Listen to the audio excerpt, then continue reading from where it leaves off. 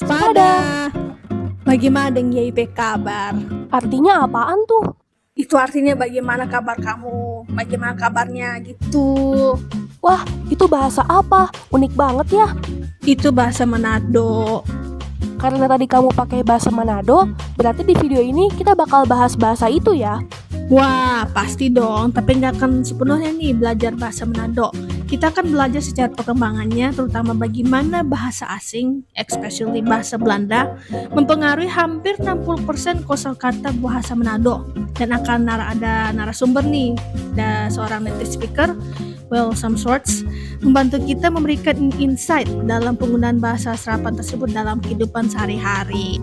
Nah, ngasus siap belum dalam belajar ini dia? Ngana artinya apa?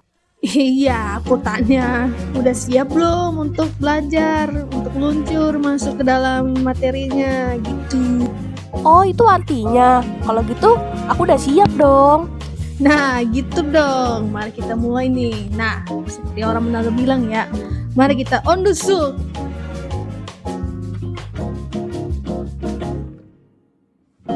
Nah, sebelum masuk materi pokok dalam video ini, terlebih dulu kita akan membahas sejarah bahasa Manado.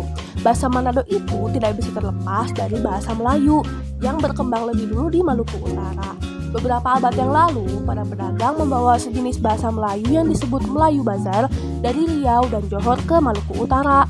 Lalu pada tahun 1500-an, para pedagang tersebut mulai datang dari Maluku Utara ke Sulawesi Utara. Mereka menggunakan bahasa ini sebagai bahasa pengantar. Pada waktu itu juga orang Sulawesi Utara, khususnya di daerah pesisir, mulai menggunakan bahasa ini untuk berkomunikasi dengan orang luar. Masing-masing pihak menggunakan bahasa ini sebagai bahasa kedua atau ketiga.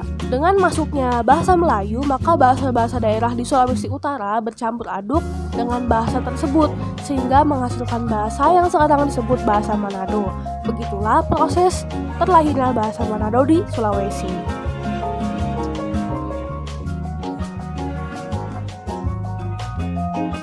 Penyebaran bahasa Belanda ini tentu dimulai pada masa penjajahan Belanda ya pastinya.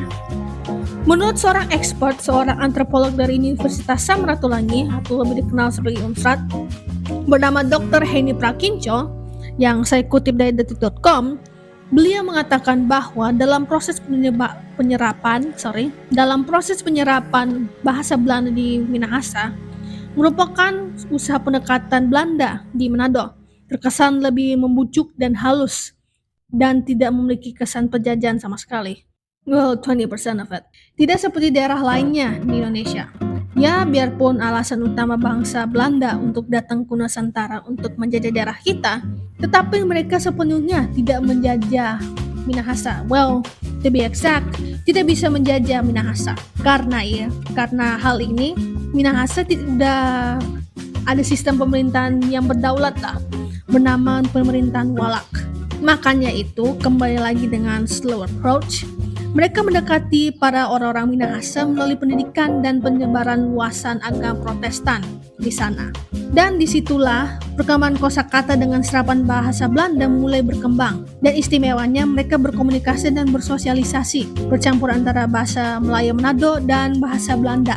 Jadi berkembanglah kosakata-kosakata tersebut hingga saat ini, di mana lingkungan di Manado, ya di sana kerap menggunakan bahasa Belanda seperti layaknya bahasa Gaula, yang menurut kita layaknya anak-anak Jaksel, Jakarta Selatan bergaul dengan bahasa Inggris. Wah, menarik banget ya. Terus contohnya apa aja? Well, Aisyah, untuk satu ini bukan aku yang bakal kasih contohnya. Loh, kalau bukan kamu, terus siapa? Karena aku udah mengundang seorang native speaker yang familiar dengan penggunaan bahasa Manado sehari-hari. Wih, siapa tuh? Tapi mak.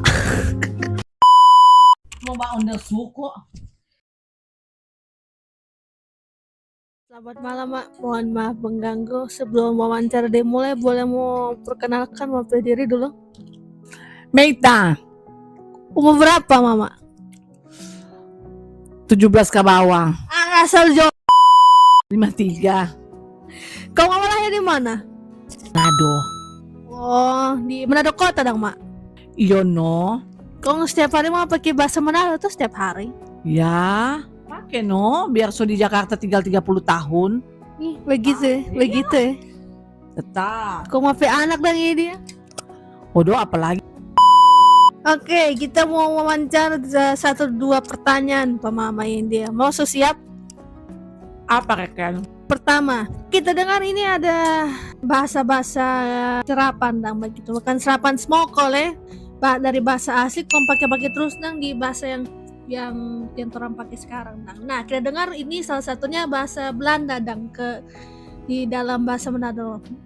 Nah, mau bisa kasih contoh nggak berapa?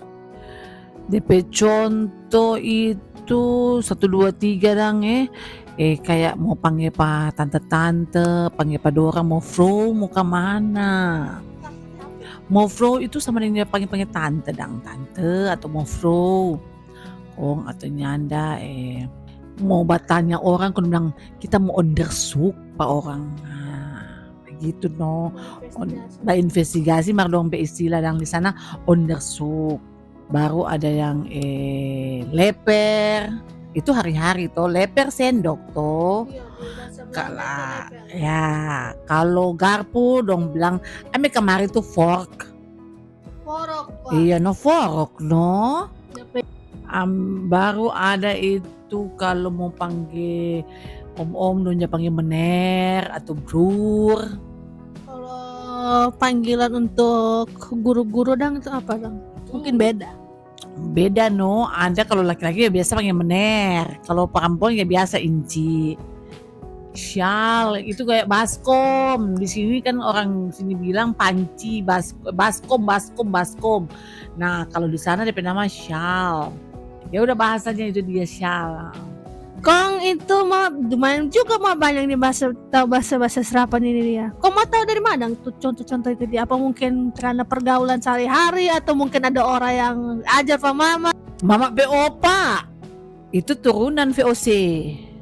Opa dari sebelah papa itu turunan VOC. Kalau opa dari sebelah mama itu sekolah di sekolah Belanda. Apa itu sekolah? Aduh dulu tuh sekarang jadi Don Bosco tapi dulu dia sekolah Belanda. Apa DP nama lupa. Pokoknya itulah. Sampai opa dulu di rumah tuh sering pakai bahasa Belanda. Kalau dia mau panggil makan, komor eten mor. Gitu. Nyala pernah dia pakai bahasa Indonesia. Kong apa lagi mah itu opa tua sering bilang nang memasukkan cerita nang itu kalau sekolah minggu apa namanya? Oh, bangun kemarin ngoni Sondak School. Sekolah minggu, Sondak School. Opa ada ajar apa bahasa apa lagi selain itu? Gue banyak, mama so lupa. Dapat yang mau lupa yang lain, suka mak. Ya, saya sudah kasih habis ya sekarang ini dia. Makasih nih mak, so berikan waktu Pak kita untuk mewawancara tugas sejarah bahasa. Oke nih. Gimana? Udah ngerti belum? Iya udah jelas kok. Jadi bahasa Belanda ternyata punya peran besar ya dalam bahasa sehari-hari di Manado. Nah sekarang belajar sejarahnya udah, belajar bahasa serapannya juga udah. Nah tinggal belajar bahasa Manadonya aja nih. Nah kalau urusan itu sih ya bisa dilakukan lain waktu. Tapi tutup dulu dong videonya biar kami bisa lanjut. Oke deh, ayo kita tutup videonya. Sekian video kami kali ini. Terima kasih sudah menyaksikan video ini dan semoga materi dalam video ini bisa menjadi sebuah insight yang berguna tentang bahasa Manado. So, before we top it all off, my mom wants to say something about this. Oke, Mak. Kenapa, Mak? Danke semua, mofro dan brur yang soba uni ini video.